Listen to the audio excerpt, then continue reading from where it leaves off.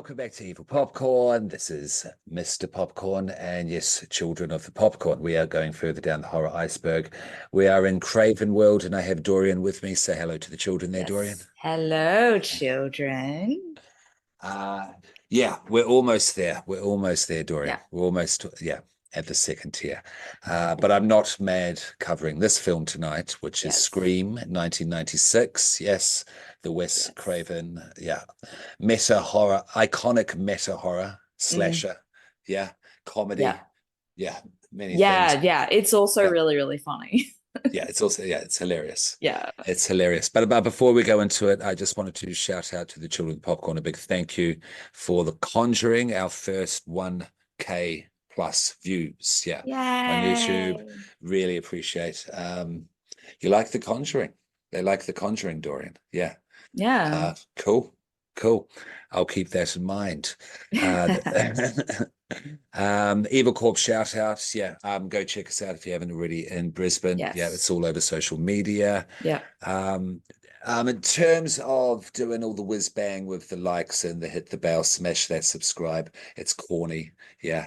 I don't want to be saying all of that. You know how to use social media at this point. Like, you know what things are.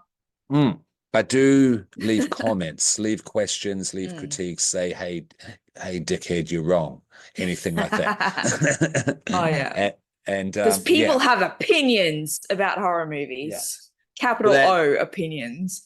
Yeah, they do. But that can be fun. Keep it reasonable, of course. But I want to eventually create a community here, that sort of thing. Do Discord, as the kids say. That'd be cool. That sort of thing. Okay, so we're doing Scream, Wes Craven Scream. Dorian, let's just, that's all done. Let's get down to business. What's your personal history of Scream? For me, Scream was one of those franchises. And I'm like, well, if I'm going to get into horror movies properly, I need to make sure I watch these. And I actually had watched the Scary Movie, the first one, before I watched Scream. That's interesting. Okay. And I knew that Scream was like the main thing for it and all that. I knew that it was essentially Scream and I Know What You Did Last Summer. The same thing was the case for I Know What You Did Last Summer. I watched it after watching Scary Movie. And so then I'm like, oh, okay. And then when I went back and rewatched that first Scary Movie, I'm like, all these jokes actually land now. I'm appreciating them more. But just like, I really, really love this franchise because if you are familiar with the tropes and various different horror films and all that kind of stuff, you have a fun time. And if you're the kind of person who likes pointing out, noticing little Easter eggs as well, little obscure character names or something like that, this is a really fun franchise for that. There's a lot of cool stuff with that. And it's a lot of fun.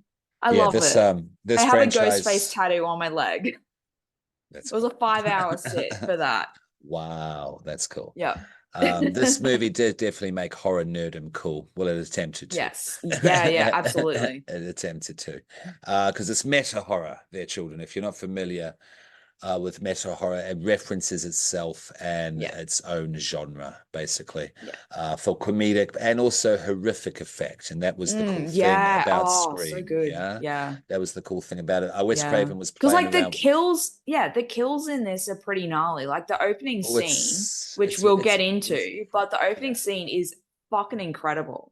Holy shit. It's a brutal wee film, as well as being it's so funny brutal and quirky, and a teen, very much a 90s teen movie, purposefully, pointedly so, definitely. Rose McGowan bought her all her own clothes. This is not this is not what Tatum wears. And her outfits were definitely were 90s to a teen. So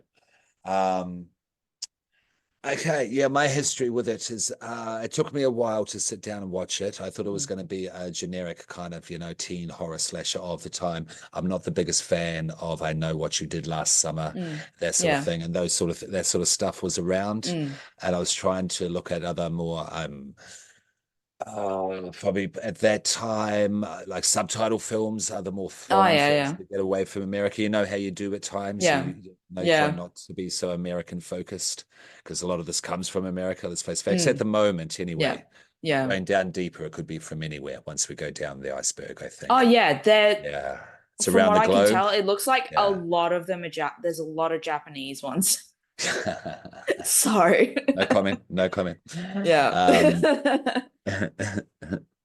Um, but when I sat down and watched it, I was like, yeah, no, this is cool. I had a fun time with it. Mm, I don't have the emotional attachment to it with franchises or characters such as Freddy and Chucky. Yeah, yeah. but I do dig it, and yeah, and I like that this is an important film for a generation, for those in Yeah, the 90s being absolutely. first introduced to horror.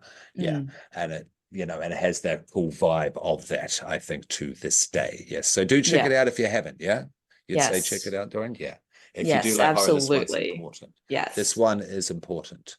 Um, yeah, so that's the general. Yeah, thoughts and feelings and history, I think. Oh no, we haven't done general. Sorry, my apologies. Generally, how do you feel about this film with Scream? Wes I Craven's I Scream. love it.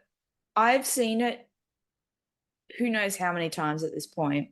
Hmm. And yet when I was watching it this morning, I was still just so having so much fun with it and just really just engaging with it and just like, oh, this is good. I like this. I Wholesome. like this movie a lot. Like as in like last time I watched it was like a big like I watched all of the movies all in one go. And this was Hmm. like around this time last year when I did that. So that would have been the last time that I watched it. And Okay. yeah, like so I know everything that happens in this movie. I've seen it so many times, but it just doesn't get old for me. It's one of my comfort Yeah. movies. When I sit Yeah. go and see when I go and see a new Scream movie in the cinemas, when it's like brand new, I don't know what I'm in for. The Hmm. first time I hear that phone ring, I just I get so excited. I'm like, yes, let's go. That's brilliant.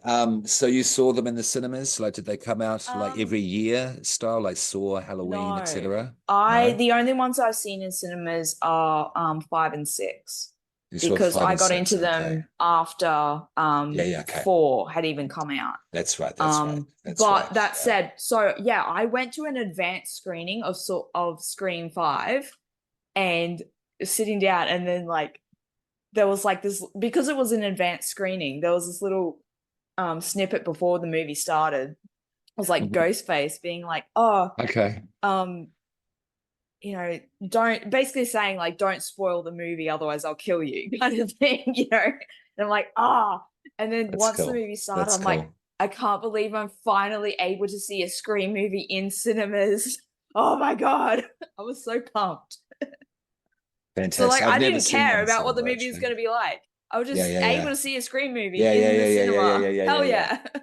Yeah, that's very cool. That's very cool. I've never Yeah. seen any of these in a cinema, actually. Oh, Yeah. And I only have gone through the sequels recently. This one I saw yeah. back in the day. Yeah. And on the rewatch, yeah, no, it's still cool. Yeah. It's still, Yeah. it's an engaging slasher. It's far Yeah. more engaging than the Friday the 13th we've just watched. Oh Yeah. yeah. Yeah. There was no Yeah. problems, because it hasn't dated, I don't think, much at all. No, because Yeah, yeah, it this, hasn't. because this is very influential in the terms of the style of what's happening today. If you look at Happy Death Day and that sort of thing, there's Yes. certainly, Oh, yeah. yeah, yeah, yeah. They're certainly looking more at this than they are Friday the Mm. 13th at this stage, Yeah, I think. You know what I absolutely. mean? Yeah. Yeah, Yeah. This is yeah, yeah, this is definitely the kind of blueprint for teen yeah. slasher.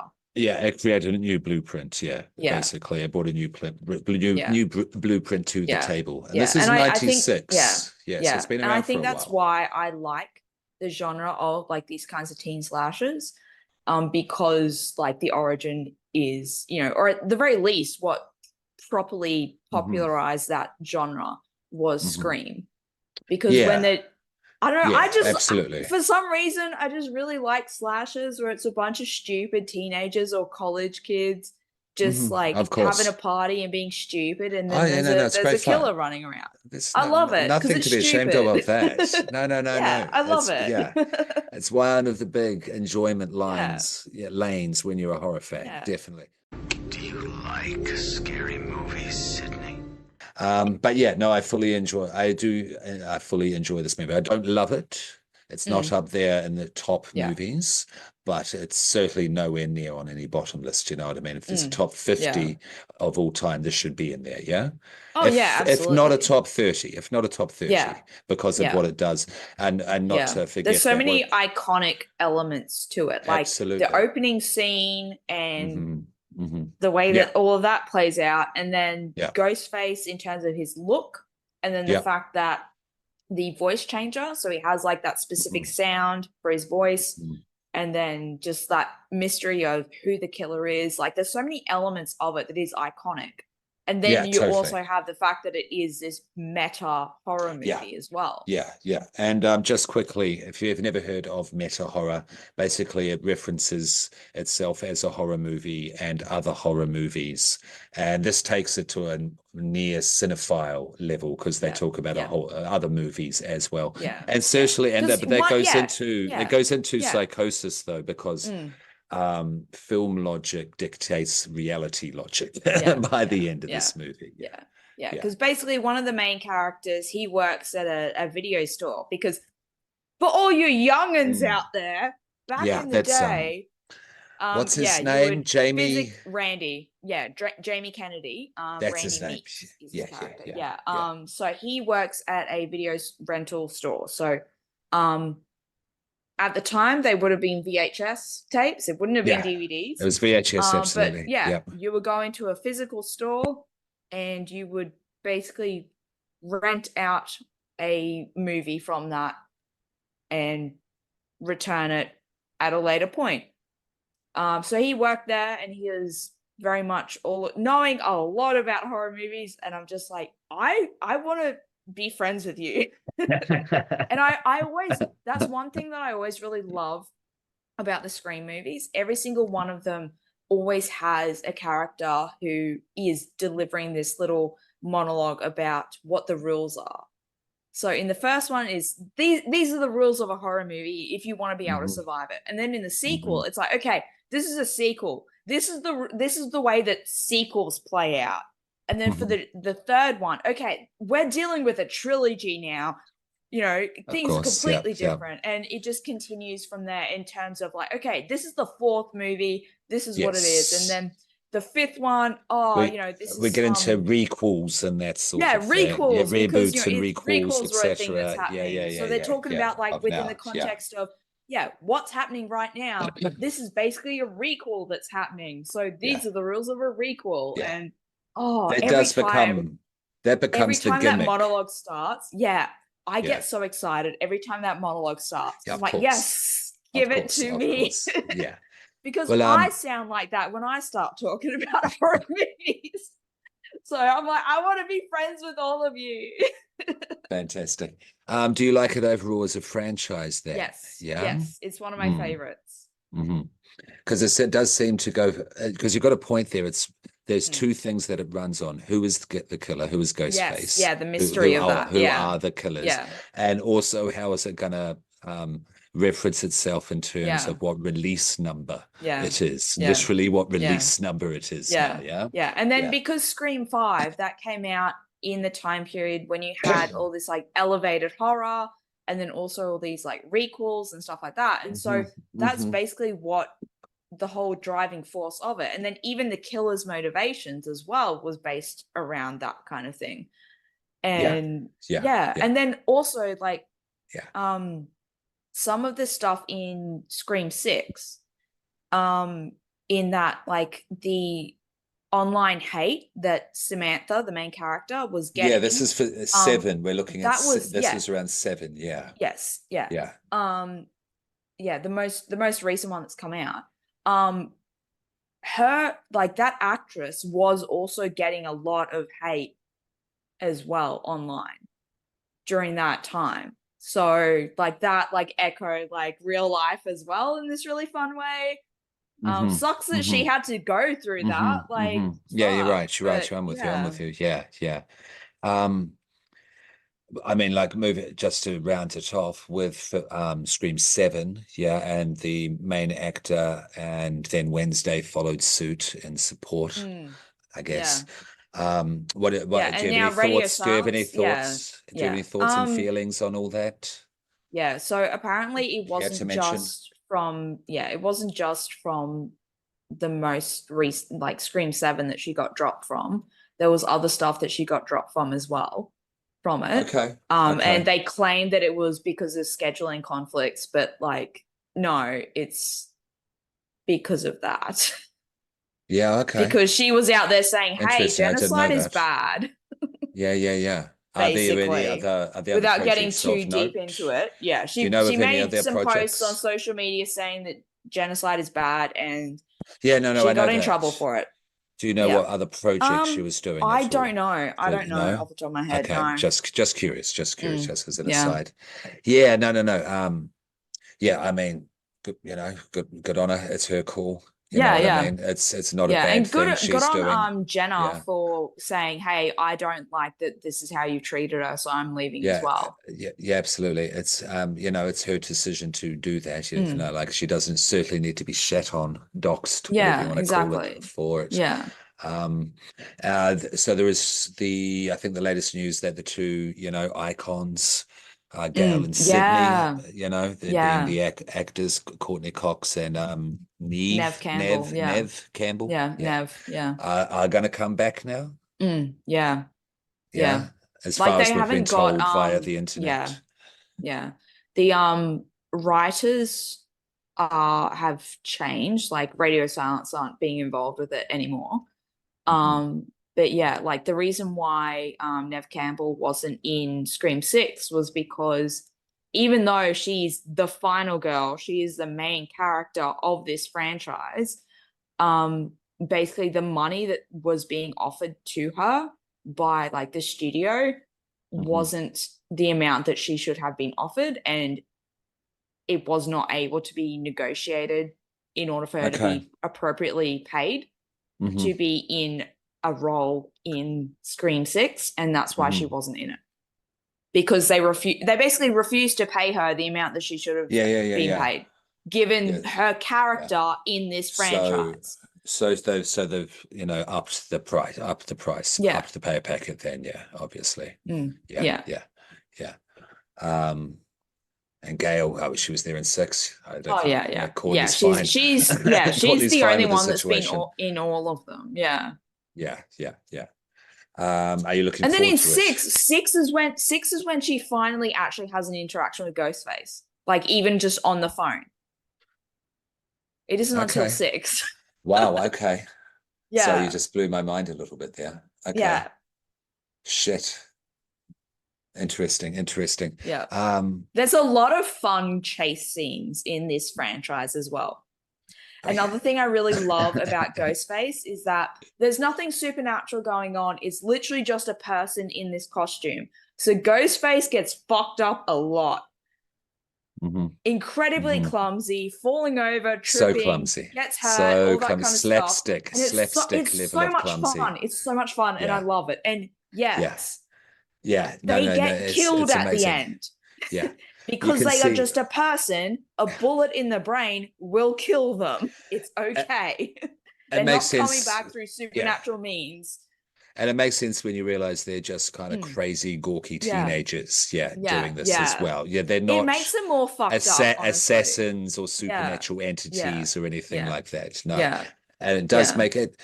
It does make it more fucked up in that kind of real when you figure sense. out the kinds of stuff that they do in terms of the brutality and what it is that they're doing and the way in which they're tormenting these people and all that kind of stuff and playing with them. And then you find out that, the identity of them, it's like, oh my God. And then also, that's another thing about these movies is, especially the first one, when you go back and rewatch it, knowing the identity of Ghostface,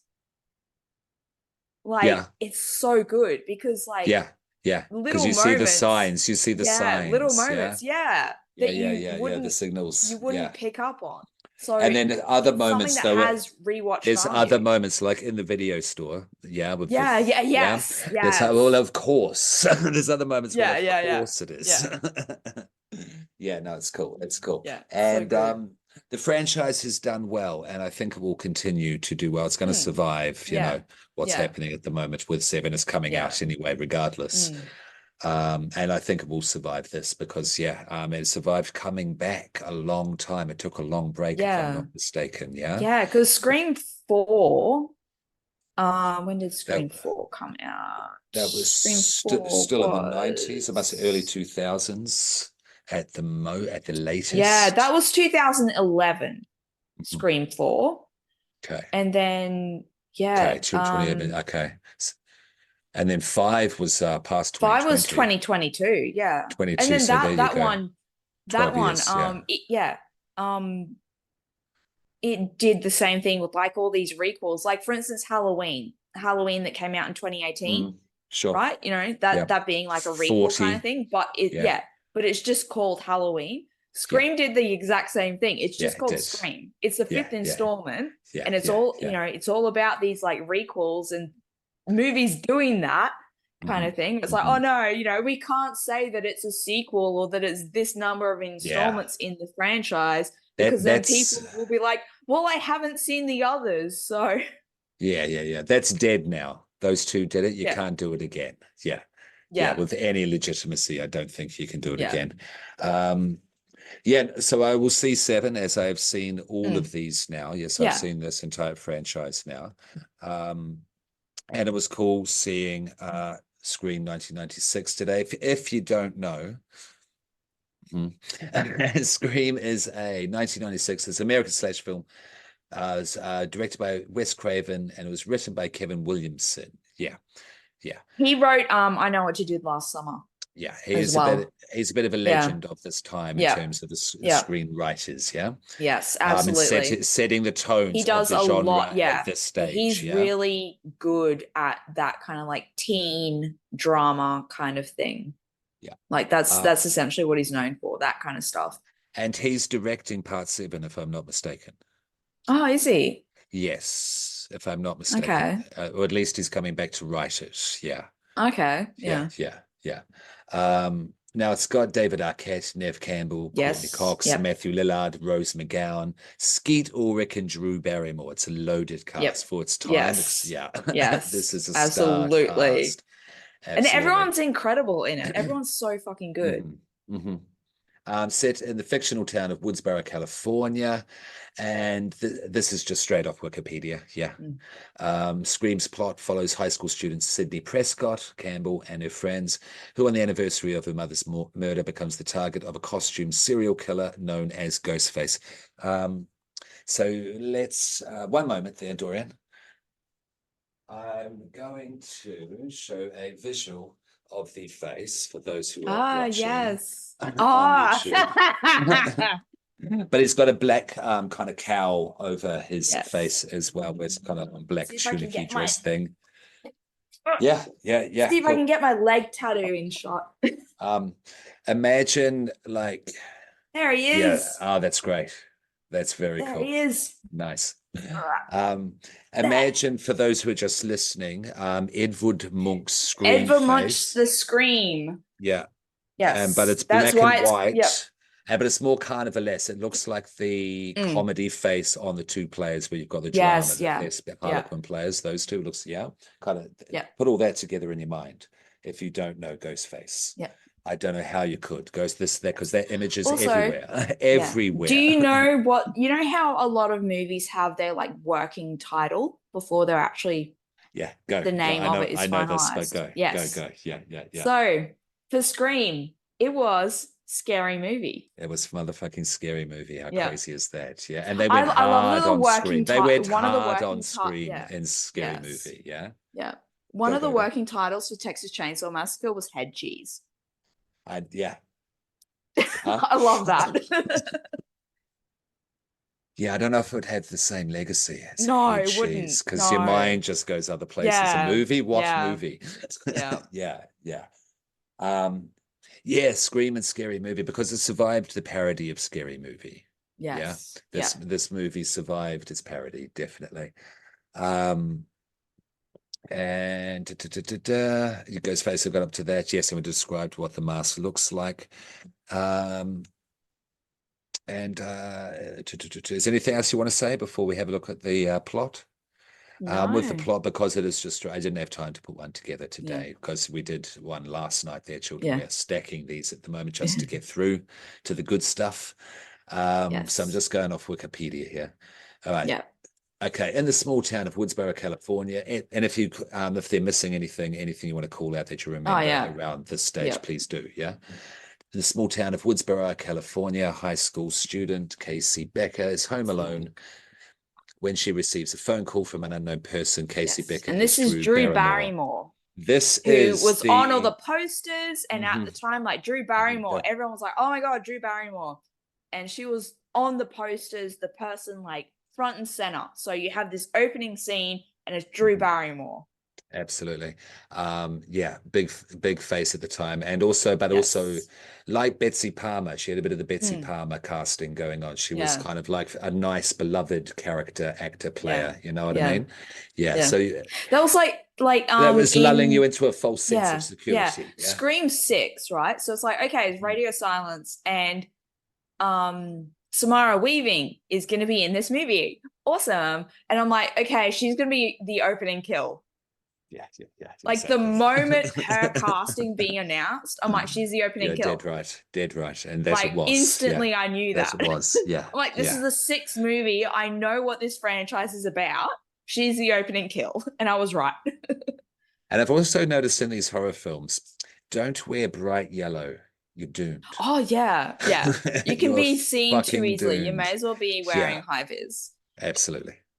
Wearing high vis at Evil Corp can help you, but in these movies, no, I don't think so. This is the horror. This is the famous. I put the Drew Barrymore and the Popcorn horror quiz. Do you like scary movies, Sydney? She's home alone. She's cooking up some popcorn. She's getting ready to watch a scary movie, and the phone rings, and it's just, you know, who is this? I don't know. Who are you trying to reach? You know, and like, oh, I must have dialed a wrong number kind of thing. Like, okay, well, thanks. I hope you find the right number. Phone rings again. Oh, why did you call me back? Oh, I wanted to say sorry for bothering you. Like, okay. So then they build up a bit of a rapport back and forth. Yeah, and they do. It gets into, and then a strange it builds rapport. attention. It builds attention really nicely. I like it a lot. So they, over the course of it, like, oh, you know, you settling in, you know, like, oh yeah, I'm just getting ready to watch a scary movie. Oh, do you like scary movies? What's your favorite? And then she's like, oh, I like Halloween, you know, with the guy in the white mask that stalks babysitters. And then, you know, so they've established that, the scary movie stuff. And then just over the course of it, then it's like, oh, well, what, you know, do you have a boyfriend? Oh, what's your name? And she's like, well, why should I tell you that? And then Ghostface says on the other side of the line, because I want to know who I'm looking at, which just instantly everything changes. Yeah. Because until then, it's just been like a wrong number. It's totally fine. And then suddenly I want to know who I'm looking at. And then now she's starting to get freaked out because she's home alone. And then, you know, it just escalates from there. And Ghostface on the other end is getting more and more violent and saying, you know, she's hung up on him, saying, and then calling her back. I don't know why she keeps picking up the phone, but sure.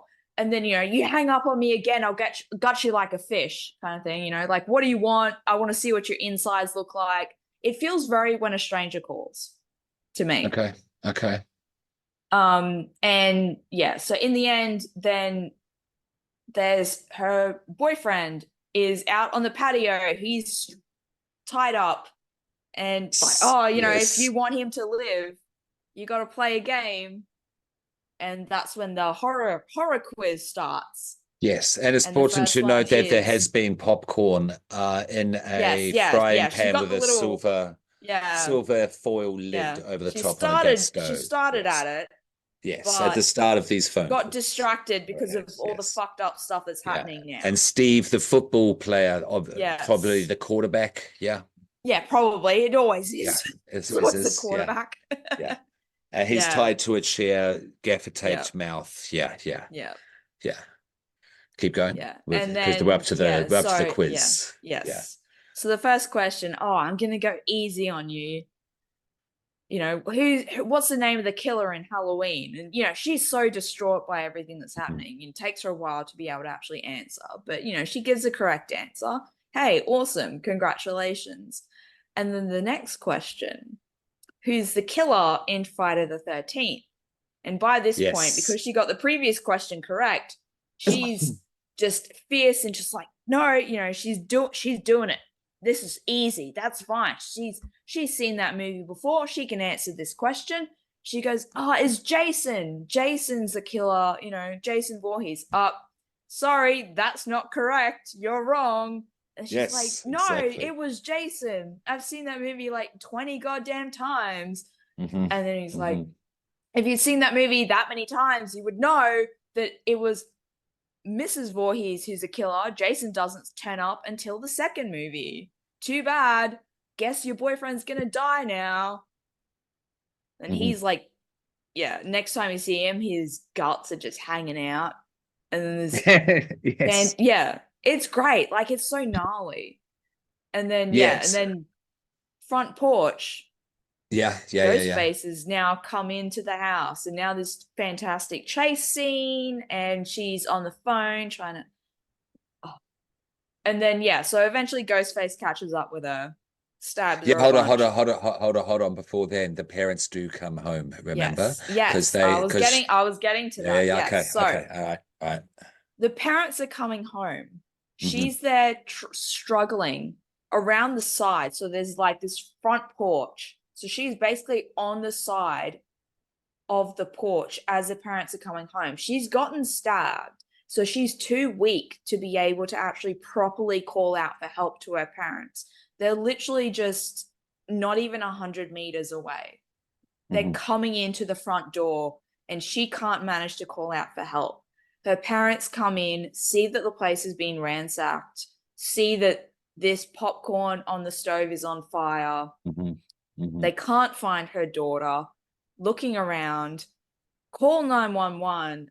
You know, go, you know, across the road to the Mackenzies, which is very much a Halloween reference for the record. And then as they open the door, they see, actually, they're on the phone.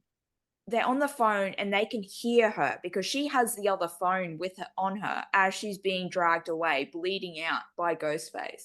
And they can hear her on the phone. Gasping as she's dying. That's the great moment. That's the hot really. And then they come moment. out and they see that she's strung up on a tree with stabbed and blood everywhere, guts hanging out. And that's the cold open to this movie. Drew Barrymore, who was on all the posters, very much presented in a way to make it look as though this is the leading character gets killed in the opening act. Feels very psycho. Yeah, sure, absolutely. Well, nicely done. It's a great cold opening. It's definitely incredible. That could work on its own as its own movie. Yes. I was actually someone good. else said that today on a podcast. I was listening to the exact sentiments, and I agree with both of you. I can't remember the name. My apologies. But that could make a nice. That was actually used as the pitch. That is what they presented as a short film. As a visual representation of what they wanted to do. That unto itself. Great cold opening. And before go deeper, Ghostface, because we see Ghostface at this point at the time. She pulls his mask off. She pulls his mask off and recognizes the who audience it is. Obviously does not see it, but she does pull his mask off, but she can't do anything with that knowledge because she is killed. So yes, so you're watching a horror movie now. Yes, you saw Drew Barrymore start it off, but yeah, not anymore. That's her lot. That's her screen time. Yeah. Yes, and shows she's a disemboweled corpse is hanging from a tree. And of course, the news media descend on the town as a police investigation begins. Okay, Sydney Prescott, which is Nev Campbell. Nev Campbell. What do you think of Sydney Prescott? She's final girl. Yeah, she's my favorite final girl. Yeah, she's up there for me. She's up there for me. Even in the first movie, she's still like really clever. She's really smart about it. And then she like her character arc over the entire franchise as well. Yes, and the fact that the film really good. Acknowledges the fact that like, yeah, you'd be traumatized as hell by everything that you've gone through. And so like in 3, is it 3? Yeah, in 3, she's like basically living in a way that's very like isolated on her own. She has, she's living in the middle of nowhere. She works from home with her she dog, doesn't use her own name. She has a dog with her. She has the alarm system. And by the end of that movie, she has a bunch of people over. And the final moment of that film is her intentionally leaving the back door open and unlocked. Which is signifying the fact that she's managed to heal through that trauma and all that kind of stuff. So I really like her character arc. I really like her character arc and the fact that she's smart. But as it continues on, she just has no time for Ghostface. She's on the phone in 5. She's on the phone and there's Ghostface just taunting her and she's like, I literally don't care. Like, you're not the first one who's tried to do this to me. I don't care. I killed all the others, so... She's no Laurie, even though she's living out by herself, she's no Laurie Strode in a bunker, going mad, like becoming really good with guns. Yeah. Even though she does kick ass, and that's what I do appreciate about her. And it does make sense because she does come into this movie traumatized. Yeah, absolutely. Yeah. So self-defense classes, etc. If you really wanted to break it down, it does make sense. But the main thing about it, because we're talking about the fight scenes and that sort of thing, is her decisions are really quick and they make sense. Sense of urgency, and they make just common sense. Open the door now, go out the window now, that sort of thing. You're not sitting there. Don't go up that stupid white woman. And then at the end, because they're genre savvy. You have Randy saying, oh, now this is the moment where the killer comes back for one final scare. Because you're right, Randy, that does always happen. And then as the killer, which I'm going to leave a mystery for now, comes up to launch up, Sydney just straight up just shot between the eyes, doesn't even hesitate. Yeah. And she's like, not in my movie. It's so good. Absolutely. Yes. And it does make sense. It does actually make sense by then that she would do that as well. Considering, what she goes through just exactly. Where this film turns a bit crazy. That's his dark God, I love moment. That's his dark period. It's good. That's good. I really enjoyed that. But we'll get to that. Because, so this is where it gets into the trauma of Sydney Prescott, struggles with the impending first anniversary of the rape and murder of her mother, Maureen, by Cotton Wary. So that's what, our protagonist is bringing into this movie. But I like the way Nev played it because Sydney is also very girl next door, good with grades, she is. Absolutely. Someone says she's tougher than she looks at one point in the movie, just once, and she absolutely is. No, Sydney's good. Sydney's up there for me in the top. I mean, she's got a good right hook. Punching Gail Weathers in the face. It's so good. It's so good, that moment. So this trauma has made her unable to, let's get straight to this, consummate a relationship with her boyfriend, Billy Loomis, played by Skeet Ulrich.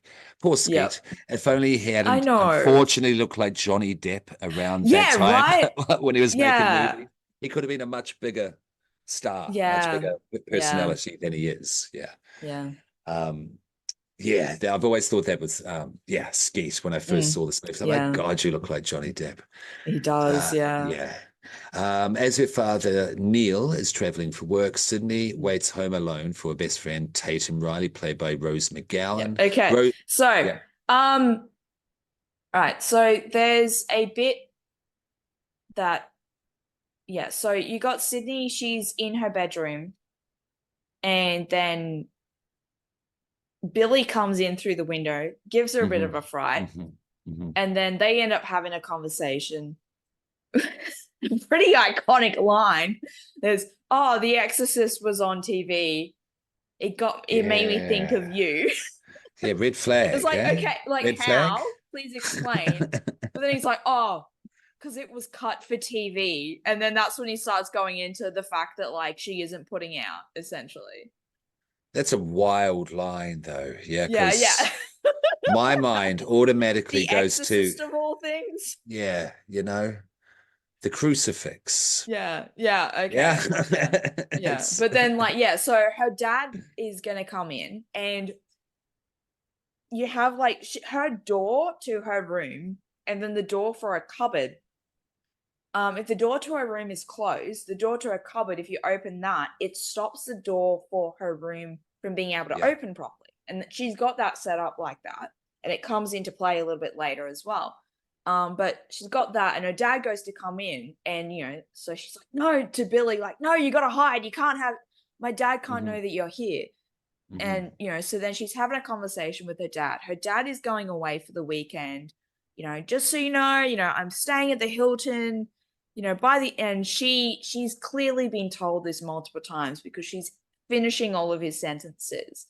Yes, you're staying, it's by the airport, and this, that, and the other, so he's gonna be going off. So she's gonna be home alone for the weekend. And and then after the dad leaves, then Billy comes back up. They have a little moment, and then he leaves, and then it's also no, that's later.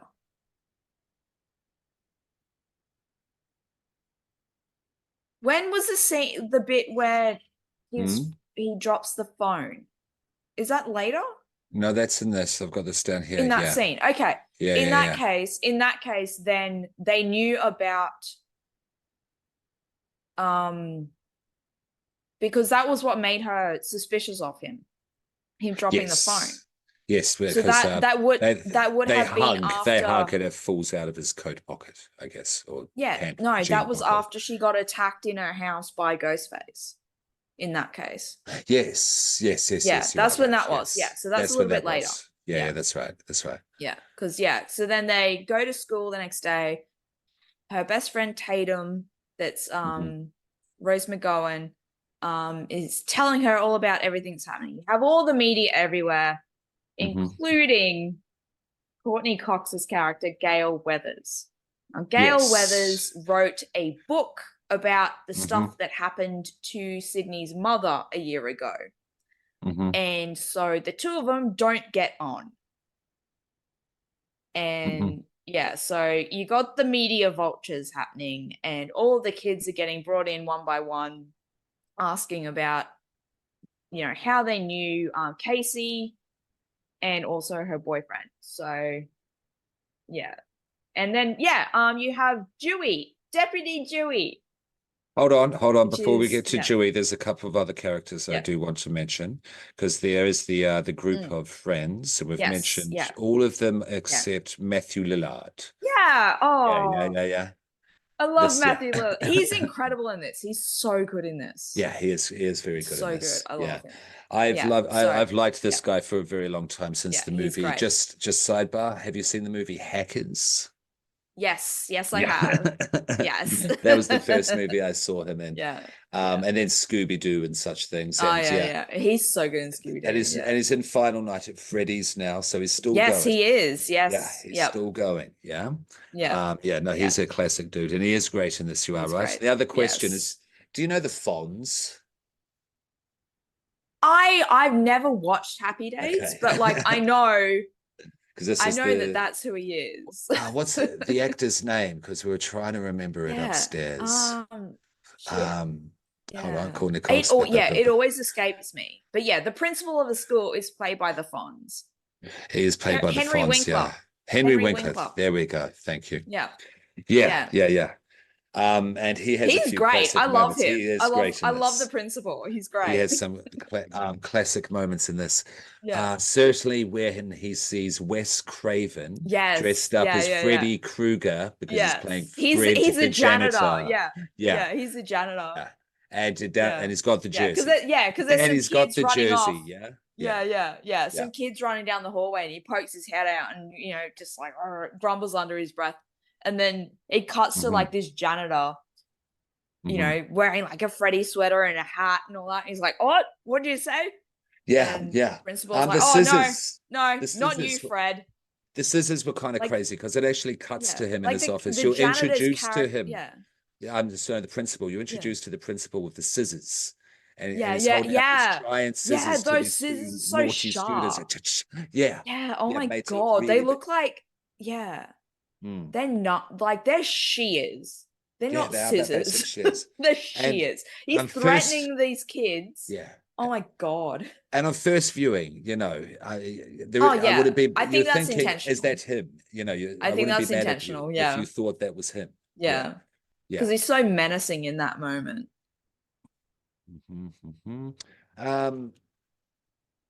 No, we're not up to the cell phone yet, so I'll save that. You've done Sydney's diatribe. So they're at the school, and then a lot of them are having this moment. Okay. Hold on. I'll save that till then. Oh, you remember the MS-DOS emergency call? Oh yes. Oh my God. Now I never knew that was possible. That's buck wild. that was such a thing. I just wanted to mention the Easter egg there that when it asked for an address, she doesn't write an address. Originally, they were going to put Elm Street, but decided to pull it. Don't pull it. Those things are fun. I mean, every town has an Elm Street. Every town has an Elm Street, absolutely. Okay, so here we are. Skeet appear. Okay, so then we've got the attack. So you've got them at school. After they've been told all about it, the group of them, they're kind of like sitting at this water fountain. It feels very Friends to me. Absolutely. But so you've got the group of them. So you've got Nev Campbell, Matthew Lillard, Rose McGowan, Skeet Ulrich, and Jamie Kennedy. Like they're all the actors. So they're all there. So you got Nev and Skeet. So that is Sydney and Billy. They're dating. And then Matthew and Rose, that's Stu and Tatum. They're also dating. And then you have Jamie Kennedy, who plays Randy. So a lot of them are there talking about what just happened and making some some poor taste jokes and, mostly some stuff Matthew Lillard. Yes. Upon a rewatch, when you know who the killers are, there's some interesting interactions there. Just in terms of stuff that characters say and then the way that other characters are responding to them. Kind of thing. That's a good little moment there. Even it's called tact dickhead or whatever it is. A new shine to it and that sort of thing. Yeah, absolutely. Yeah. In that kind of like shutting it down, like, no, don't keep talking about this. Kind of, and then what happens after that? Then they get the Henry Winkler, the principal. He said school's off. And I think a curfew's issued, but school's definitely off because they go to hold a party. And no, that happens after Sydney gets attacked. That does happen. Okay, so we are up to Skeet. So Sydney's at home. Her dad is away. So she's at home alone, and then she starts getting these phone calls from Ghostface. Yes. And yeah, so she's now getting harassed, and she's so Taunting good about 'cause her she's mother's death. It's about a mother's death yeah, at this yeah. stage. Yeah. Yeah. But like, she's out there, this, oh, do you like scary movies? And she says that she doesn't like them. She thinks that they're stupid. They're all the Yeah. same. It's always Yeah. some They're insulting. big-breasted They're young woman. Yeah, insulting it's insulting. They yeah. can't act. They just got big tits, and they just end up running up the stairs instead of out the front door. So she doesn't like them. She's not taking it seriously because she thinks it's Randy. So she's not taking it seriously. And then even she's out on the front porch and she's like, oh, you say that you can see me, can you? In that case, and she goes to like pick her nose. If you can see me, what am I doing right That's now? funny. Like she's it's not funny. taking it seriously at all. It's funny. Yeah. But then Ghostface pops up in her house, and you have this fantastic chase sequence, behind, and she does indeed run up the stairs just after her saying, but they Ghostface was blocking the other way. Yeah. Was blocking the door. Yeah. So it made sense. She tries to call 911 on her phone, but that isn't working. So apparently there's some kind of service where you can just like type it up. Yeah, some crazy. kind of chat. I don't know. Yeah. We're Australian. Yeah, I don't. I don't know. But yeah, Ghost, and so because she's in her room, you have like that door closed and then the cupboard door against it. So trying to get in that way won't work. But then at the end, there's this whole pursuit, and she's managed to lose him, and then opening up the front door, and here's this ghost face in her face, and a scream. But no, it's Deputy Dewey, who is Tatum's brother. And it's David Arquette. David Arquette. Of course. He's fantastic, and I love him. Yeah, Dewey's iconic. Dewey's, yes. How could you not? How could you not love Dewey? And so he has found that. So, I mean, like, you can certainly argue that is presenting Dewey as a suspect right there. And so, like, oh, I just found this, because obviously that 911 message went through. So that's why they've rocked up. Trying to calm her down, all that kind of stuff. And then suddenly Billy comes in through the window of her bedroom. Yeah. Like, what's going on? Why did you turn up here? They embrace, and he drops a phone. Now, this is in the late 90s. Not everyone had a phone on them. So having a phone on you within the context of this movie automatically makes you suspicious. Yes. And so he has that phone on him, and immediately Sydney is like, what the fuck? Are you the killer? And so they have arrested Billy and taken him down to the station. Yeah, it's interesting. Yeah, watching this movie now, and then the cellular phones pop up. Yeah, because that was not what the audience was expecting at this time. So they would have automatically as well, seen Billy as suspect, everybody, just because of the culture of the use of cell phones at that time. Yeah. So Dewey, he sees Dewey before Billy, yeah? Yeah, okay. So that does place him as suspect, because there is that theory that's thrown around in one of the films. Oh, yeah, If you see Ghostface, Dewey is like the third killer, and then also in Scary Movie, he is the third killer. He's Deputy Doofy. Deputy Doofy. Isn't there the theory? I mean, let's be real, it's ableist, but like, it's Scary Movie. It's ableist, and also there's some transphobic stuff in there as well, and all kinds of other stuff. Homophobic stuff, and all the phobics, all the ists in some way or another. 90s humor. Yeah. But so Deputy there is that theory. Doofy It was very Kaiser Soze at the end of Scary Movie, honestly. There is the theory thrown around in one of the movies that the person that you see straight after Ghostface, a Ghostface attack or kill, is potentially the killer. Yeah. Is that a thing do you remember that being thrown around? I'm not sure. I forget which one. 3, because 3, there's only one killer in that one. But apparently so in that, they had, in that movie, because they're making a movie of the Stab movies, which is like the in-universe version of these events. So they're making that movie and they're constantly changing the script on the actors, and the actors are like, how the fuck am I supposed to know my lines? Apparently during production of Scream 3, that was something that they had to do because there were like leaks of the script. Okay. And so they had to change the script while they were filming. Shit. But apparently for the initial concept for the killers for Scream 3 was that there were going to be 2 killers. One of those characters in it was supposed to be one of the killers. Okay. Which, if you rewatch it with that knowledge, it's really obvious who it's supposed to be.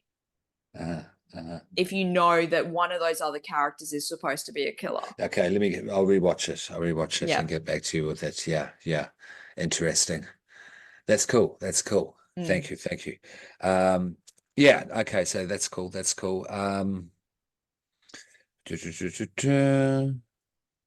Do I have any notes for around this time? Okay. Do we go back to, where do we go next? Do we go back to Sydney at school again with more news reporters? No, they're at the police station. You got all the media around them. That's right. Yes. Yeah, that's right. So Billy's been called in. They're going to have a look at his phone records. But they can hold him for a period of time. Also, it's going to take a bit of time before they actually get those phone records. So they're not going to know until the morning whether that phone that he dropped correlates with the received call on Sydney's phone, and then also the phone calls that Casey was getting. Sydney is going to be staying with Tatum. And so Tatum has brought her out through like a back way. And so Gail Weathers, she's like, oh, there's a back entrance to this police station. I'm going to go and scope out there. And so with her hard-trodden cameraman, let's not forget about him. Yes. Oh my God. She's like, oh my God. So rude to him. Yes. She's like, oh, I know that you're about like 20 pounds overweight. 50. When I say 50. Yeah. Move your fat lard ass. Yeah. She's brutal. Yeah. So Gail and Sydney have like a little interaction there. It's like, oh yeah, I heard your book is selling really well, which is a book that is Gail is taking advantage, making money off of the tragedy that is Sydney's mother's rape and murder, essentially. And so calling her a Jezebel around the town. Saying she was sleeping around and all that kind of stuff. Including one with Cotton, the supposed killer, who is about to fry on the electric chair at this stage, basically. Yeah, because basically when that event happened a year ago, Sydney was as close to a witness of it as anyone could have been. And as far as she knew, it was this person, Cotton Weary, who's played by Liev Schreiber. Thank you. Yeah. And because the two of so her mother and Cotton were having an affair, and then other circumstantial evidence combined with what Sydney saw was what convicted him as being the person who raped and murdered her mother. And then so obviously there's this whole, because of the brutality of that, this whole media thing of it, and Gail Weathers has written a book about it. And so the two of them, they're finally actually having an interaction after this book has been released. And like, oh yeah, I heard the book is going really well. And then Gail's like, oh yeah, thanks, I'll send you a copy. And then Sydney just turns around and just punches her right in the face. It's so good. It's so good. And Tatum loves it as well. Tatum is just going on about it. She's like, oh, that was so badass. You're amazing. Yeah. She's a little rude to the mother at that point. Did you notice that? She's a little rude to the mother. But hey. And they're staying, it's a sleepover. And then for obvious reasons. And then Sydney gets a phone call. The mother has come into the room and said, Sydney, you have a phone call. she assumes it's her dad, because her dad is away at a conference or something. She goes to pick up the phone, and it's Ghostface. So she's suspected Billy this whole time as being Ghostface. Billy is currently locked up, detained in the detained at the police station, and yet she's getting a phone call from Ghostface. Doesn't match up. So Billy is released, and because Billy those phone records didn't match up. The cellular phones are clean, records are clean, and Billy encounters Sydney at school. Yes. And he further upsets her by comparing his absent mother to Maureen's death. Yeah, he's like, that happened like a year ago. Why haven't you moved on yet? I mean, when my mom left my dad, I just dealt with it. That's just how it is. And she's like, your parents divorced. Like, my mom is dead and she was brutally murdered. It's not the same. What are you talking about? It's not. And his whole motive is to have sex with her. From the get. Because she's not putting out. This is from the get, his primary motivation. For now, anyway. Now, after suspending school in the wake of the murders, Principal Himbry, that's his name, is stabbed to death in his office. The cool principal is taken out. Now, to celebrate the closure, Stu Matcher, Tatum's boyfriend, this is where the party comes in. He's having a party at his house. This is where the party school is out. They even play Alice Cooper. And that's when they have that scene in the video store with Randy. Sorry, how do you mean? The scene in the video store where Randy is there just talking about all the horror movies and all that kind of stuff. And Randy and Stu initially are the ones who are having that conversation. And then that's what we're up to. Then Randy sees Billy there and he's like, oh, that's in such poor taste. I mean, hanging out in the horror section. You're the prime number one suspect in this awful string of murders, and you're standing in the horror section.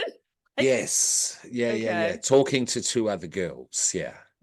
Obviously in a flirtation session. I say this because Billy's not a good Billy's not a good guy. It must be said at this he's time. Not. You know what I mean? He's not. He's so sketchy. He's the creepy. Entire He's sketchy. time. The entire definitely. time. Randy, I wouldn't say is sketchy, but he's obsessive. This guy is, But then also, because Stu and Billy kind of gang up on him, and they're like, oh, well, you being so into horror movies, and you being keen on Sydney as well, Yes, absolutely. How are you not a suspect? And then Randy's like, no, I'm the first person to admit it. I absolutely would be number one suspect. Because he's trying to frame Billy this whole time as well. So that's why Stu starts, initially biting at him. And there's that moment. There's one shot where there's Randy, and then over his shoulder in the aisle behind him, so it's a little bit out of focus, there's a woman there, and you can she's so good. She's so good in that shot because you can see her react to what it is that she's overhearing being said. And she's like, oh, okay, and then just leaves. It's great. But it's two looks. The first look is shocked, and the second is pathetic, disgusting males. It's good. And it's important to say as well that I think that Randy at this point, it really shows that he treats reality as only what he's seen in the movies. Because of the way he's talking about what has happened in reality, and he's framing it within the context of a movie.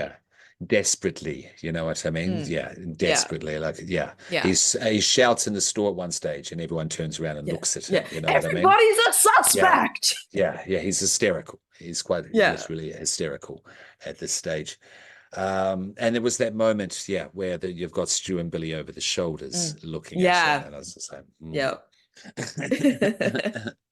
But it is an iconic scene of this movie. It is one of the definitely the memorable scenes that is known and remembered. Yeah. Okay. Yep. Also by this point, also by this point, Dewey and Gale have met. Because Gale decides, in order for me to get more info, I'm gonna go, and so she starts flirting with Dewey because he's law enforcement. She starts flirting with him. They have this little moment, and I'm not sure if it was this. Yeah, I'm not sure if it was this movie, or at what point within the franchise. But the two of them, those actors, were married for a period of time. That's right. I forgot about that. So I mean, those characters have really, really good chemistry. Absolutely, and I really like Dewey and Gale's relationship over the course of the entire franchise. Yeah, totally. Yeah, they're really good. It's one of the things, it's one of the grounding, part of the foundation of the franchise, I think. It's one of the big keystones to it, definitely. And the way they meet is very cute here. Yeah. Because they both obviously like each other. Gale's just helping him along. Yeah. But when they and he's very awkward. Yeah, so he's very awkward. And like, they fall down the hill. This pretty lady's flirting with me. He doesn't know what to do. It's very childlike. Yeah. Which is established at the start. Yeah. But when he ends up on top of her down the bottom of the hill. Oh, yeah. Yeah, it's so cliche, but I'm here for it. And she turns and looks. She turns and looks and says... Yeah, because they're looking for a car. They're looking for a car that had parked nearby. That's why they're walking along. And some cars go driving. This is, during the party at Stu's house. Cars nearby. And Dewey's come along and said, this is a thing. I'm going to go check it out. Do you want to come with me? So they're going for a little walk because they like each other. And then some teens are just driving like hoons down the street. So the two of them get kind of knocked over. Yeah, because they've found out about the fact that the principal has been strung up on the football field. And they're like, fuck, we need to go and see that. Yeah, so the two of them have a tumble. They have a tumble, and then Dewey ends up lying on top of Gale, and they have this little kiss, and then Gale kind of turns her head to the side, and obviously is seeing this car that they're looking for, and she goes, is that what you've been looking for? And he's still looking straight at her and says really dreamily, my whole life. Oh my God. And she turns and looks at him and just smiles and just moves his cheek with her face. Look at it. It's like, no, like that's cute, but this car. So it's really, really well done. And they are a great couple in this. They're great. So it's time for the party at Stu's house. This is what the rest of the movie is. It takes place here. Pretty much. Yeah. And it's on a farm, pretty much. Yeah, it's in which I noticed this time really around. Isolated. Really isolated. But everyone's there. Absolutely, everyone is there. Having a big old party. Yeah, and the party just starts off as normally, and the first victim is Rose McGowan, yes? Yes. Yeah, this is the she goes down to the garage to get some beer. Closer. And she meets up with Ghostface. And Ghostface is just doing the silent mime, like almost mime kind of shtick. She's not impressed. Yeah. She's like, do you want me to play helpless victim? Just mockingly. And Ghostface like nods. And she's like, okay, sure. Please don't kill me, Mr. Ghostface. I want to be in the sequel. Like, she's not taking it seriously at all.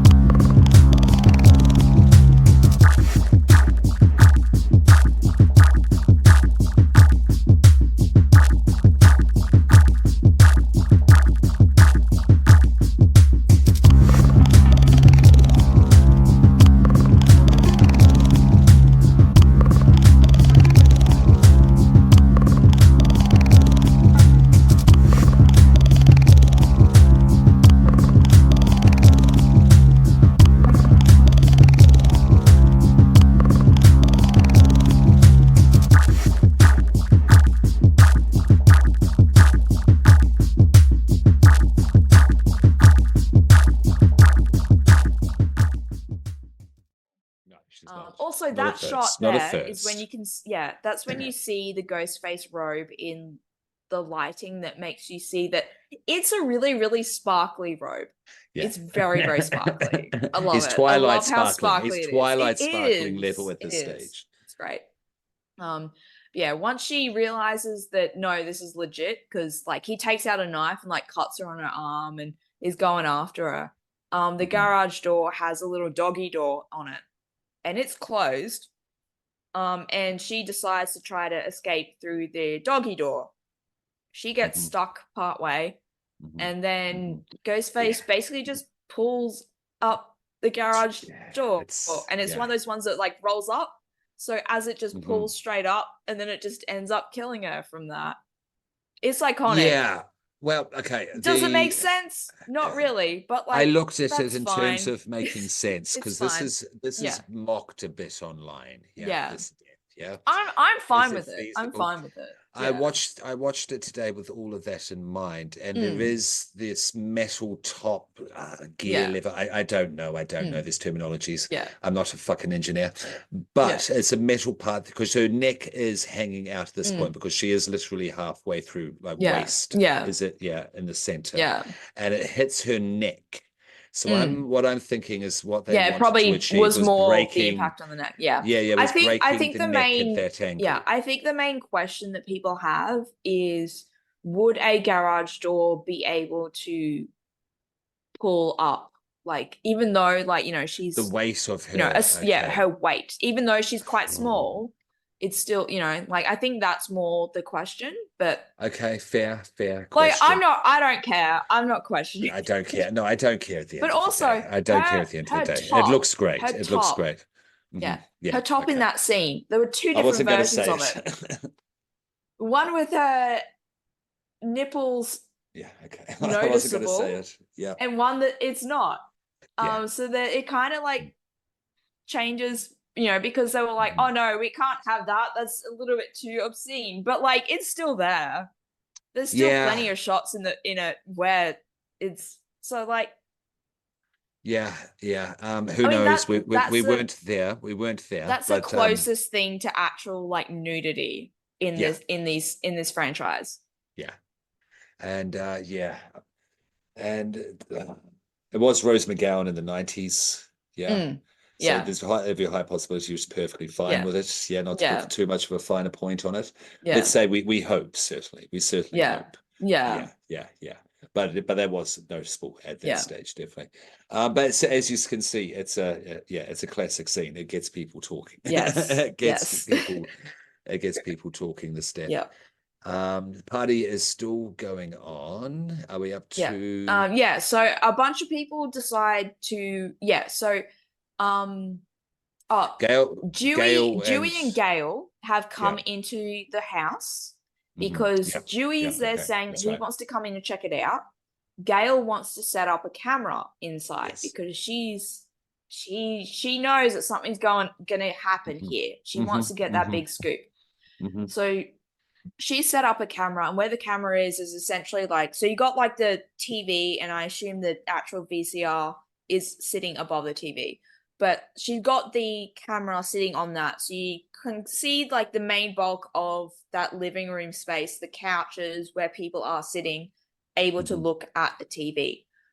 When she goes back into the van with her cameraman, after she set that all up, they discover that it's on a 30-second delay. Very important to mention. Yes. Yeah, and that's the 30-second delay is set up, and I think the next significant thing is majority of the people leave the party because Randy gets a phone call. The horror film rules. The horror film rules. Yeah, a bunch of them are there discussing horror movies, trying to figure out which ones to put on, and just talking about it in general. Okay, may I now state the rules? Yes, it is appropriate time. Randy goes up and gives his little spiel. And a lot of this time, has Halloween been playing the whole goddamn time, Dorian? Yes, it was. Because someone made a comment while they're watching the movie, and he got frustrated and paused the movie so he could go up and talk There we about go. it. Also, We've set the scene. Yeah. At that point, by that point already, so they were watching the movie. Yeah, okay. I remember it now. It's all clear in my mind, proper timeline. So they decide to put on Halloween. They're watching Halloween. You have at this same time, you have Billy has come along, and him and Sydney are up in Stu's parents' room, making up, having a conversation. Right. That's right. The two of them are getting hot and heavy. Sydney's decided that, yeah, okay, let's have sex. So that's the thing that's happening. Meanwhile, Randy's watching Halloween with a bunch of people. And there's a moment where, now here comes the obligatory tit shot. And then it cuts to Sydney taking off her top. Yeah. Yeah, I noticed that in it. So yeah. Yeah. So there's that. And then Stu is there complaining, like, I want to see Jamie Lee's tits. Like, that's all I care about. I just want to see Jamie Lee Curtis's tits. When am I going to see that? And then Randy says, oh, that isn't until such and such a movie, blah, blah, blah kind of thing. And then he says, saying, no, because she always played these like girl next door, very straight-laced kind of characters, blah, blah, blah. It's one of the rules of these horror movies. Someone makes a comment and he just is like, what do you mean you don't know what I'm talking about? And he just gets so incensed. I can't believe that you don't know. I'm pausing the movie so I can tell you all about this and make sure you understand. He stands up in front of all of them. And it feels very, very real. It feels a little bit too relatable. Why can I see you doing this then? I feel like I've done that at parties, honestly. I love it. So, once more, the 3 rules are: you may not survive the movie if you have sex. No, boo from the peanut gallery. You may not survive the movie if you drink or do drugs. Cheers. Drink. Yep. And you may not survive the movie if you say, I'll be right back. Don't ever say, I'll be right back. Or who's there. Then, but most importantly, I'll be right back. Take it away, Dorian. Yes. Yeah. So upon him saying that, Stu then says, oh, I'm getting another beer to Randy. Do you want one? And Randy says, yeah, sure. Just, whatever. And then Stu goes up to get it and just really mockingly, as he's leaving, I'll be right back. And then Randy's there like, oh, yeah. You say that. You're going to be dead next. I'll see. Yeah, I betcha. I'll see you in the kitchen with a knife, which. How, for people who don't know Matthew Lillard, how would you explain his acting style? Oh, my God. Because this has to be expressed. Yeah, to get an understanding, certainly when it gets to the end, the reveal. It's very over the top. Admittedly, I'm trying to think of, it's more the physicality. He's like rubber, Gumby, Mr. Gumby. Yeah, absolutely. Or like, the inflatable waving arm man, which you get at second-hand car lots and car lots, that guy. Like, he's absolutely perfect as Shaggy in Scooby-Doo. He's perfect in that. Yes. But then also I've seen him in 13 Ghosts. He was great in 13 Ghosts. He's always good. He's always fun to watch. Obviously, he's fantastic in Scream. What else? Hackers, obviously. There was one that Dead Man's Curve they've seen. I haven't seen that. That one is a fantastic thriller. So the premise is the premise for that is college students, they find out about this policy that if your dorm mate, your roommate on college campus ends up killing themselves, you get a grade 4.0 for the rest of the year. Okay. Because you underwent that trauma.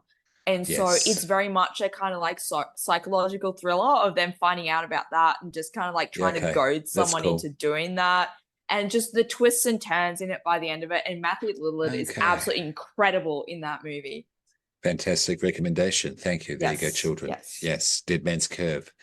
Yes, look it up. All right. So we've had the rules have been read out. I'm just following. Yeah, this is very fractured here. Yeah. This synopsis. And then, so Randy gets a phone call from someone. We never know who the phone call is from, but he finds out that the principal has been discovered hung up strung up on dead on the football field. Yeah. And so pretty much everyone else who aren't the main cast, everyone else is like, oh, fuck, we got to go and see that. We need to go and see it before they take him down. We want to see that shit. Fuck yeah. So they leave. Mm-hmm. And then so now in this house is only the main characters of the movie. Yeah, yeah. Because so Billy arrives at the house then, to reconcile. They do their thing. Oh, hang on, we can't. Who kills Gail's cameraman, Kenny? Yes. Sydney evades Ghostface. Yes, this is when she gets into the van. Yeah. So Gail's cameraman gets killed. Okay. Yeah. When that happens this is when the 30-second delay is a thing. So fantastic moment where Randy is there. He's the only one left. He's watching Halloween and he's there calling out to Jamie Lee Curtis, which is also really fun because he's referring to her as Jamie instead of Laurie, her character. Yeah. They're saying, he's attached. He's attached. Let's just say that. Look behind you, Jamie, he's behind you. Like the actor's name is Jamie Kennedy. Yeah. Sure. But then like Ghostface is there coming up behind him and he doesn't notice. So there's this fun moment where he's there saying, Jamie, look behind you. He's behind you. And that's literally what is happening to him. The cameraman is watching this stream and seeing what's happening. Ghostface is coming behind him. He does not kill Randy at that point. He gets distracted and goes off somewhere else. This is a 30-second delay. So he doesn't realize. So Ghostface is able to get the drop on him. Ghostface just comes out of nowhere and slits his throat. Yeah. Later on, when Gail is like in the van, like blood all over the windshield. Yeah, that's great. Windscreen wipers. That's hilarious. He's on the top of it. She's like, "Oh my god, get off this fucking van already! Get off my windshield!" She's like driving. He managed. His dead body gets knocked off. Gail Weathers is not the most overly moral person at times. She's morally grey, absolutely. Which I like about her. It's great. Yeah. And that 30-second delay was a good kill as well, because when you look at it, by the time he turns around and realizes after watching the footage, it is the perfect amount of time for Ghostface to come up behind him and slit his throat. It was very succinct. It was a very succinct. And so Sydney and Billy have finished having sex and they're having a conversation, and then she's just kind of like half, like it feels that she's half joking but half serious stuff that is still kind of like implying that she still thinks that he's potentially a suspect. Like the way that she's saying it could have been her making a joke to begin with, but then his response made her kind of be like, because he's like, what do I have to do to convince you that I'm not the killer? His response, his response was very heavy-handed. Certainly if you know what you're looking at, he leans over the bed because Skeet Ulrich's eyes are very intense. What do I have to do to make you believe me? It was like, don't look at me like that for starters. Exactly. You're not helping your case. And then Ghostface comes out of nowhere and just stabs him. He does. Billy's gotten stabbed by Ghostface. Yes, again, Billy is off the hook. And then there's a chase through a decent amount of the house. There's Ghostface chasing Sydney. Okay, and this is where Stu arrives. Yes. Yeah. And Billy comes down. He survived the stabbings. Billy comes down the stairs. I mean that's a little bit later. Like when the reveal happens, as far as they know, everyone else is dead. It's just Sydney and So Stu and Randy are outside along with Sydney. Sydney has a gun. Stu and Randy. That's right. Yes. And the both of them are trying to Stu is there saying, oh, it's clearly Randy. Randy was a killer. He killed Tatum, blah, blah, blah. And then Randy's there saying, no, I didn't do anything, you know, classic that kind routine. of stuff. Sydney does not believe any of them. She's like, no, fuck you both, and just slams the door in their faces. She's inside. I can't remember who it is, but someone opens up the door to let the both of them in. And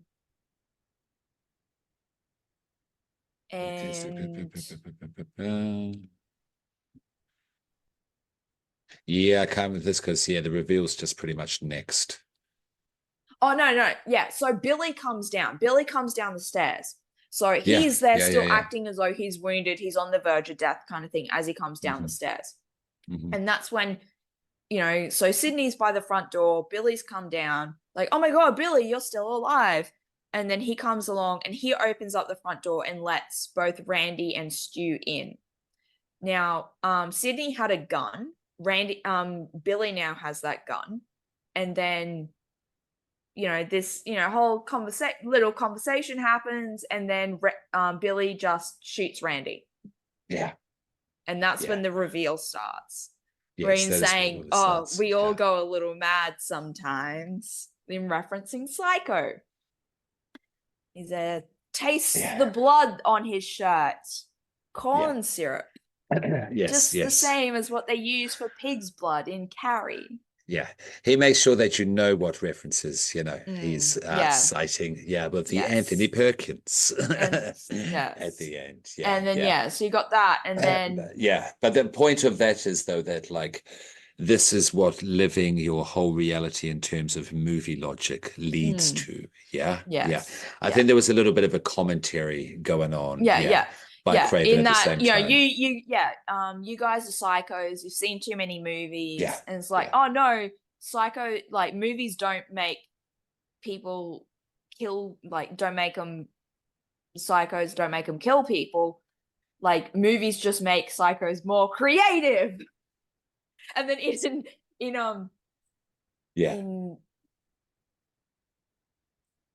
was it in? I think it's in Scary Movie. They say something that where it's like, oh, like, TV shows or something. It's like, oh no, canceling TV shows make us kill people or something like that. Jesus. Yeah. So Sydney turns around, wheels around, and bumps into Stu. And the Stu has the voice changer. Surprise, Sydney. And it's in that voice. Yeah. Both Billy and Stu are the killers. Yes. In this movie. Which is why the video store scene, when you watch it again with those eyes through that lens, it's like, holy fuck, of course. Yeah. Even the scene where it's a lot of them at the fountain when they're discussing Casey's murder. The comments that Stu is making, Billy is very much trying to make him just stop talking. You're going to incriminate yourself. It's very much that kind of vibe. Yeah, it's not care for Sydney or anything at this stage. Yeah. It's a cool reveal. It's a classic reveal. Yes, at its time. Good. Yeah. At its time, it was really, really good. Definitely. Yes. Yeah. But continue, please. Yeah. And then the three of them move into the kitchen, and now, just like Randy predicted, there's Stu in the kitchen with a knife. Yeah, this is where this film got interesting. This scene, it gets so fucked up. So you end up finding out why they're doing what it is they're doing. They were the ones who actually were responsible for the rape and murder of Maureen Prescott, Sydney's mother. Yeah. The reason for it was that it was mentioned earlier that Billy's parents are split up. The reason for it, at least according to Billy, was that Billy's dad and Sydney's mum had an affair, and that's why they split up. And apparently that's reason enough to brutally rape and murder a woman.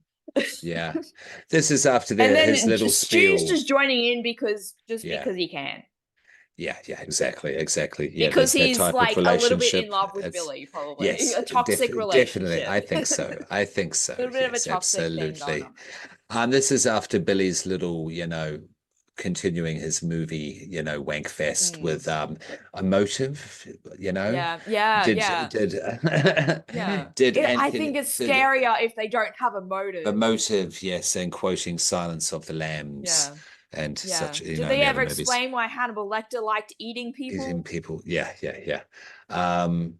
So Billy and Stu are both, they're both dickheads. Yeah, and they're both absolutely crazy. Yeah. And they prove their insanity. They prove how Billy could take a few stab wounds and walk down the stairs. Because they reveal, because that's another thing. Earlier when they're in the police station, Sydney had tried to get in contact with her father. And the hotel that he was staying at, there was no record of him being there. So they have no idea where Sydney's dad is the entire time for this film. When they pulled the cell phone records for these phone calls that have been made, they found that it was to a phone number that was registered to Sydney's dad. So he's obviously a suspect. So in this scene here at the climax, they pull out Sydney's dad, and unfortunately never got to go to this conference. The big surprise. He's been tied up stuffed into the like a pantry or something like that of the kitchen. And they're planning on framing him. So they cloned his phone number and all that kind of stuff, and that's how they made it look as though he was the one making the phone calls. Exactly. So they're putting the phone they were using into his front pocket. They also put the voice changer into that as well. And so now they're planning on making it look as though they were also victims of this attack. And so they Billy and Stu basically just take turns stabbing each other. To try to, in order for them to have like injuries. And, it doesn't go too well for Stu, does it? It doesn't. I think Billy was a little bit too overzealous. Because you mentioned the dynamic of their relationship before, and there's definitely a pinky in the brain situation. The brain is Billy. There's a scene where after the both of them have stabbed each other, and so the gun, Stu laid that gun down on the counter near the phone. And then they're having this conversation with Sydney. Next time Stu turns around, he notices that the gun is missing. And so he's having a little bit of a freak out there. He's been stabbed. He's been stabbed. I think maybe twice, and Billy once at this stage. So he's just blood everywhere, and like Sydney's like, I've called the police, you're going to go to prison for this, blah, blah, blah. And Stu just really, really pathetically being did you really? Oh, my mom and dad are going to be so mad at me. But so he's having a little bit of a pathetic breakdown. Meanwhile, if you know Matthew Lillard, you know how there's spit flying everywhere. The shit is, So meanwhile, Billy is processing things not going to plan. He's gone into the room that is essentially like that living space. He's got the knife with him. He is tearing the place up. He is trashing things, stabbing things, just screaming. A tantrum. Just really, really violent. And that I think that showcases the different personalities between the two, where Stu just kind of just has this pathetic breakdown. 100%, and Billy just turns into intense rage and violence. Because Billy does deliver 2 to 3 more cuts, and then and Stewie only gets 1. It doesn't do it that well because there was a bit of anger, there was a bit of spite that came out in a stab, and he intentionally took it in more into the chest rather than to the side as instructed. But Billy definitely made him pay for it. So Billy's the boss. Billy's the absolute boss. He's a mastermind. And it is vicious and brutal. It is vicious and brutal. You know what I mean? Because it's crazy. These people are kids. Because even if you just think about what they did to Maureen, what they did to Maureen Prescott to begin with is already really fucked up. Yeah, for and fun. then For what it Stu's is in it that, for the lols. Stu is in it for the lols. Literally, Yeah, Billy's in it and for the then everything that references, they and do, Stu is in it for the lols. Yeah. Yeah. Like, it's fucked up. I love it. It's fucked up. Yeah. And then, so then they find out the person who took the gun was Gail, because they assumed that Gail was dead. Something happened to her that I can't remember off the top of my head, but they basically just assumed that everyone except Sydney was dead, essentially. And so now she has the gun. Yeah, she was kicked out the door by Billy, knocked unconscious by Billy a bit earlier on. She was at the doorstep. Yeah. Now she has the gun. Yeah. And what happens to Stu? Does he just like, I can't remember. Like, I know what happens to Billy by the end of it, but what happens to Stu? Well, it's a reference to Nightmare on Elm Street Part 3, Welcome to the Primetime, bitch. Yeah. Oh, that's right. Oh my God, I can't believe I forgot that. Because it's so iconic. I can't believe I forgot that. Yeah, so how Stu ends up getting killed is because they're the TVs, the big, massive box cathode TVs, ray CRTV TVs. Yeah. The kind like where like you put your fridge. hand up against it and you feel the fuzzies. The big, heavy TVs. Yeah. And he ends up getting his head just... It's glorious. It's a great kill. Just that TV just gets smashed on his head, and that's how he dies. And it's fantastic. So then there's just Billy left. And he has a gun pointed at him. So they're able to shoot him a bunch. It's great. Hell yeah. So it's turned out that Randy is okay. So there's like I mentioned earlier, there's Sydney, Gail, and Randy standing over the dead body, as far as they can tell, because they've shot him a bunch of times. Dead body of Billy. And then Randy says, now this is the moment where the killer comes back for one final scare. And then he does launch up at them. And then Sydney doesn't even hesitate, doesn't even flinch, right between the eyes, shoots him dead. Not in my movie. Absolutely. And as you said, the character arc, the character arc. It's great. Sydney, and she's now Dewey classic final girl. Dewey had gotten stabbed. Like, he gets grievously injured in every single movie until they finally decided to kill him off. Spoilers. But yeah, so he did get injured, and you assume that he was killed. But then at the end, when you have, police and ambulances and all that kind of stuff at the location, you see Dewey is being wheeled away in a stretcher. So he's all good. Gail is looking pretty beat up. Little, pretty dinged up, but a little bit. She's chasing that story.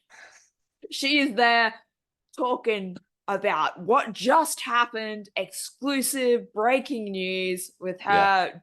Of course. Saying, let me tell you everything about what I just experienced. But it's more reflective, you know what I mean? Because it's it's the whole South Park, what I've learned today. Yeah. Thing. And that's pretty much the end, I believe. Yes, that is the end of the movie. It's iconic. Also, a track that thank you for the plot breakdown. It was handy that you know it by heart. Obviously, pretty much. You were almost 100%. Nick Cave's Red Right Hand. I was going to mention we've got to talk about that. We have to talk about that. Gets associated with Peaky Blinders. I assume that's the song for the opening. I've never seen. I assume Peaky Blinders, so. Neither. I assume it's the opening track for the opening. But that song is in all of the Scream movies. This was the first association. Scream did it first. Scream it is for me. First. And what did you think of the score? Well, it is a score mostly apart from that song. But it's I didn't really low key industrial. It's low key industrial. Because it's going for that 90s thing there. But it's I know that the second prominent. one, it's not prominent like you have with, say, The Crow or Queen of the Damned. It's not used in that way. The score from the second movie onwards is a lot more noticeable. In that, like, Dewey has a specific theme you know how like movie scores, like characters have totally. themes and stuff. Dewey's theme is so iconic and I love it so much. But it isn't really a thing in the first movie. It's more from the second movie onwards. When Dewey's popularity increased. Yeah, definitely. Cool. So, Dorian, yes. How does this hold up for you? How does it hold up? What's your rating? Oh, absolutely perfectly. I love it. I love this movie so much. Is this a 5? It's a 4.5 because there's some aspects of it that I'm like, but yeah. So this is delicious with nice evil parts. There's some evil mixed in. So very delicious. Yes. Okay. I hear you. And no, it was fun to run through it with you. Definitely, someone's got a really good understanding of it as well. But I'm not emotionally attached to it the same way that you are. You know what I mean? But I do think it is a very good movie for all the reasons that we have stated and gone through. So I will, No, I had to give Friday the 13th a 2.5 rather than a 3. So I won't go 3.5. I'll give it a 3 though. Okay. It is definitely satisfying to this day. Yeah. I will give it a 3. I will give it a 3. Yeah. I'm not in love with the teenage horror thing nowadays as much as I used to be. Yeah. So not that this is aged for me. It just doesn't have that same kind of generic appeal. Yeah. That's the only critique I can give it, though. And that's not really a critique. That's just more about me, where I'm at watching movies today. Yeah. But I did say at the start, it's not Chucky or Freddy for me. But it's a good film. It's a very satisfying film. Different. So a strong 3. A strong 3. Cool. So we've got Nightmare on Elm Street left.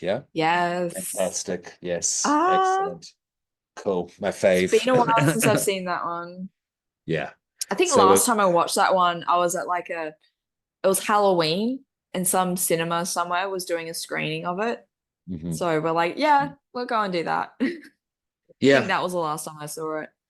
The last time I saw it was only about a year or maybe, about a year ago. And a friend of mine hadn't seen it before.